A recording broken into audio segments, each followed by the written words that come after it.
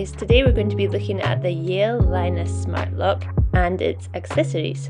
You can buy each of these separately, or some websites also sell it as a bundle. You can check on the Yale website and they have recommended retailers to purchase from in most of the European and American countries.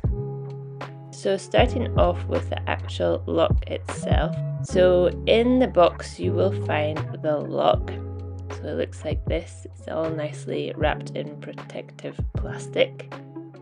Then we also have a leaflet on how to install it, a little magnet which is for the door sense, and also a key to adjust the lock while you're fitting it. They also give you some adhesive to stick the lock to the door, but it feels like such a heavy piece of equipment that it would be much better to install it with the screws. Okay, next up we have Yale Linus adjustable cylinder.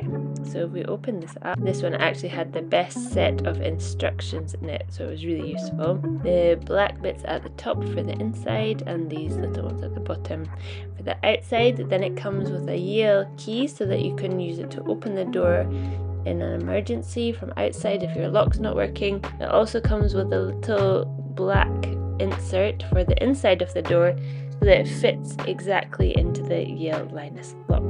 Next up we have the Yale Smart Keypad. So this works with the lock and you can put it on the outside of your house. Also comes with instructions and the little keypad. Then there's also some screws there and some stick adhesive for the back as well if you just want to attach it that way to the wall.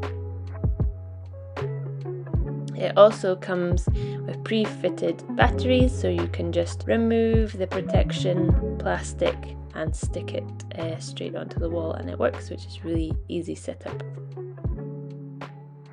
Then after that we have the Yale Connect WiFi Bridge, and this you just plug into your socket and it works, so super easy for this one.